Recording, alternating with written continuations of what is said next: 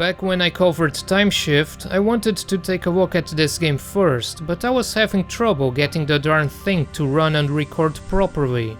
And irony is a bit of an evil mistress because now Time Shift refuses to run properly. It just craps itself at the initial loading screen and vomits an error.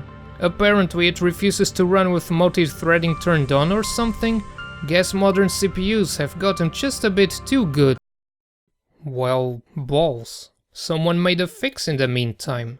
So here's glorious Time Shift running in a super sharp 4K resolution with every graphical setting popped up to the max. If you haven't watched my video on Time Shift, then you should know that it's a very interesting game involving time manipulation powers, featuring some very entertaining combat with creative weapons and yeah right, will rock.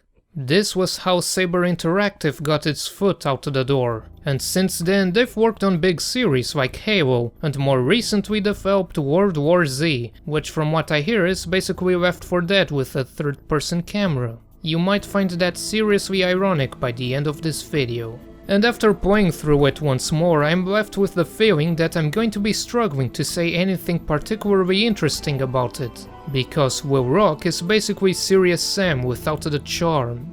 This similarity was the entire reason why I was so interested in playing it back in the early 2000s. It even does that thing with the crosshair where the color shows how much health the enemy has. The two classic Serious Sam games were some of the first-person shooters I played the most back then.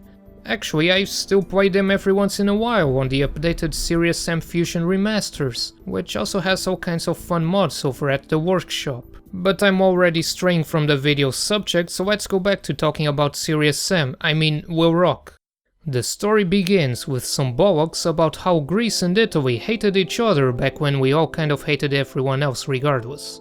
Greece got cheesed, and their gods were locked away in Olympus, where a punk called Prometheus was forced to guard it against his own will. But now in the modern day, a bunch of pricks calling themselves the Olympian Restoration Army want to change that. They disguise themselves as students and invite Dr. Richard Headstrong, his daughter, and our unlikely hero, who looks like he came right out of the 80s. After falling for this pretty obvious trap, Emma is taken as a hostage and they are forced to open the door to an old Olympian temple. The doctor tries to be a hero, but it turns out that there's a good reason why the game is called Will Rock and not Richard Headstrong. Our hero grabs the gun and fires back, somehow blowing up a statue and letting Prometheus break free from his prison. As a reward, Prometheus grants Will his powers, and thus our adventure begins. And that's basically all the plot you get until the end of the game, which isn't necessarily a bad thing. Will Rock doesn't try to be anything more than the most straightforward of shooters, and that's fine. In Will Rock, you run and you shoot, and I guess staying alive is also important. As for the mighty powers that Prometheus grants you, you can either deal tons of damage, be invincible, or make everything slow down. You find bundles of gold as you progress, and you spend that gold on Titan powers in shrines placed throughout the levels. And if it wasn't for the fact that the icons are stuck in your HUD until you use them, I would probably forget they even existed. Regular enemies don't pose any major threat and go down without much fuss, so Titan damage is only really useful against bosses, in which case it makes them kind of trivial. I guess invincibility might be useful on the hardest difficulty, but the game isn't terribly hard either way, and you get more than enough gold to buy all the powers. And Titan motion is friggin' stupid. In terms of weapons, it's actually pretty decent. You start with a shovel to bitch slap enemies with, and the handgun that Dr. Headstrong used. Well, tried to use. This thing has infinite ammo, a decent magazine size, and good accuracy, and it looks and sounds very good too, but as much as I like it, it gets outquest pretty quickly. Curiously, old screenshots had a revolver, like Serious Sam. A bit later you find the shotgun, and you can forget all about stereotypical video game shotguns for now. It shoots fast, reloads fast, and isn't completely useless at ranges beyond 5 meters. You'll find tons of ammo for it, so yeah, you'll be getting a ton of mileage out of this bad boy. Next weapon on the list is the machine gun, and I can take it or leave it. It's effective and there's plenty of ammo, but it's noteworthy for how obnoxiously loud it is more than anything else. The sniper crossbow shoots flaming bolts that deal damage in a small area around where it lands. I'm setting a baby on fire.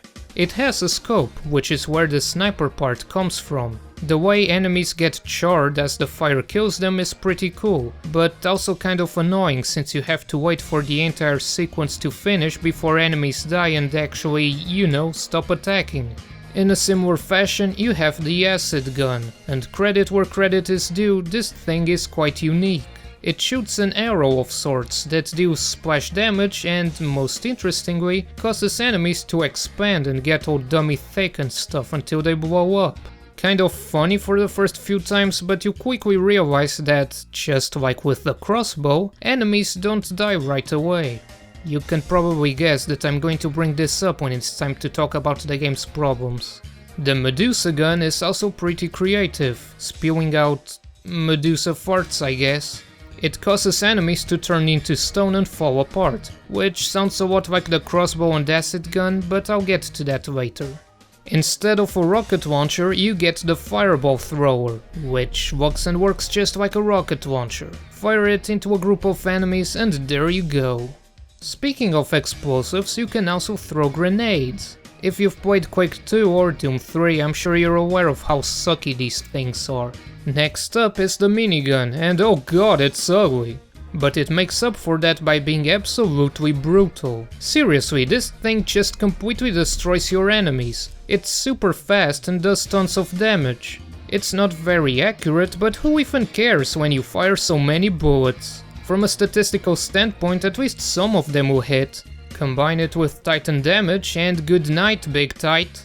I guess the only drawback it has is having to reload it, but that's like saying that starting a car is a drawback because you have to do it before driving.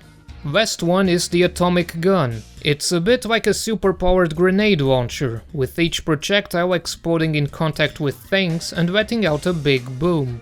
It also has a special death effect that makes enemies melt into the ground, and this one actually does seem to stop enemies from attacking you.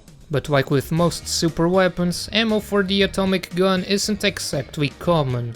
As for enemies, you have skeletons with spears and javelins, you have satyrs with bows, you have babies you can set on fire or blow up into nice little chunks. Then you have the sneaky statues that will catch you off guard a few times and make you paranoid about the physical properties of marble. You have manlet minotaurs that are one of the most common enemies and one of the most annoying, since they split into two red minotaurs if you don't kill them with the crossbow, acid gun or Medusa gun.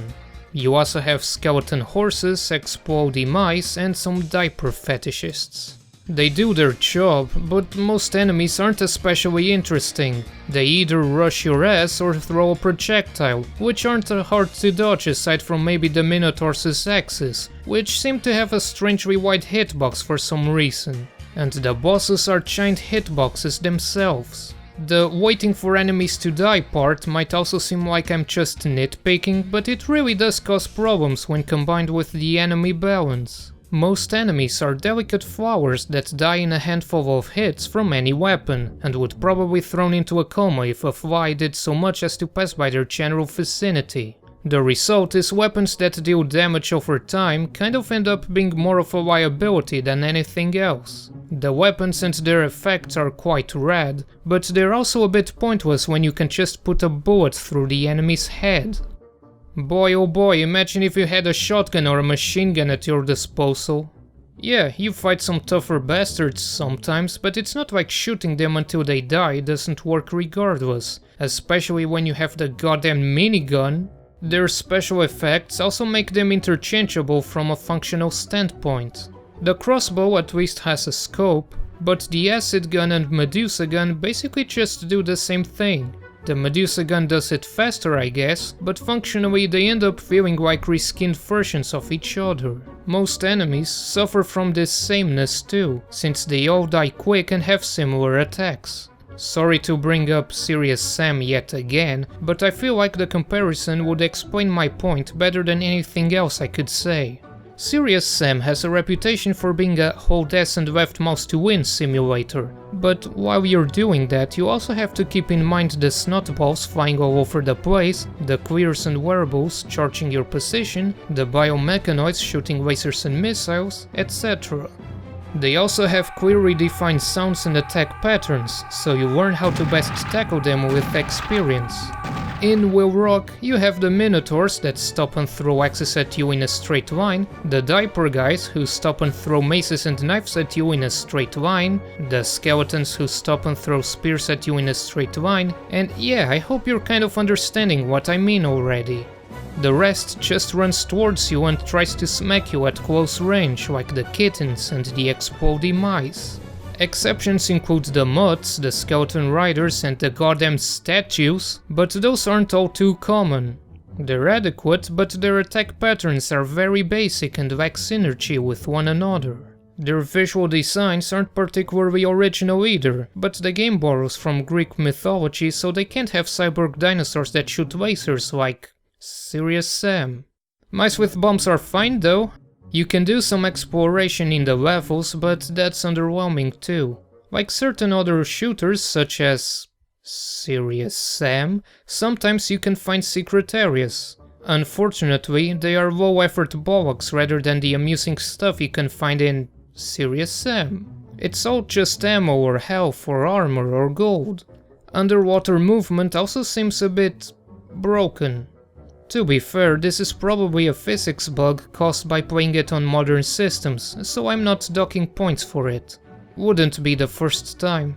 Don't take my word for it, but my faint memories tell me it worked just fine on a Pentium 3 running Windows XP. Might want to turn off that weapon specularity thing though, it makes weapons super glossy and disgusting. And speaking of turning things off, these lens flares are kind of obnoxious and nowhere near as impressive as it was in 2001 in Serious Sam. Once you get bored of the single player mode, you can go do something else I guess, because this is a MerryBytes video you're watching, so statistically there is a high chance that the game's multiplayer has been dead for years. Though I kind of doubt that Will Rock's multiplayer was ever alive. You have 3 modes. Frag Match is your usual deathmatch mode where you have to kill everyone else and also kill the hardest. Next is Treasure Hunt, in which everyone runs around the map collecting treasures, and whoever reaches the score limit wins the match. Best of all though, you can play the single player campaign in co-op with up to 6 players in total, which is pretty great if I'm being honest. And yes, the Titan powers are present. No idea how Titan motion is supposed to work though. You need a second player to test that. I hear that these things called friends apparently work well for that. The music is pretty rockin' too, and I'm not just saying that to make a stupid pun. It has these suitably adventurous tunes, I guess? I really don't know how else to describe the soundtrack, so before I say anything stupid, let's just keep it at that. Ultimately, Will Rock is aggressively okay. I know I slammed it for however long this video ended up being, but I don't hate it. In fact, I like it. Not as much as Serious Sam, but I won't actively tell you to stay away from it. It's just that, now that I've dragged that Serious Sam gag through the dirt and beat it to death, what else can I say really? Saber Interactive moved on to bigger pastures, and the only legacy left by their humble beginning involves being a clone of 2 much better games. And some people might argue that being meh and forgettable is worse than being straight up bad, but that's a discussion for another time. In the end, all I'm left with is blue balls for a sequel that will never happen, a bunch of footage I can use for a video about a different game, and a serious case of statue paranoia.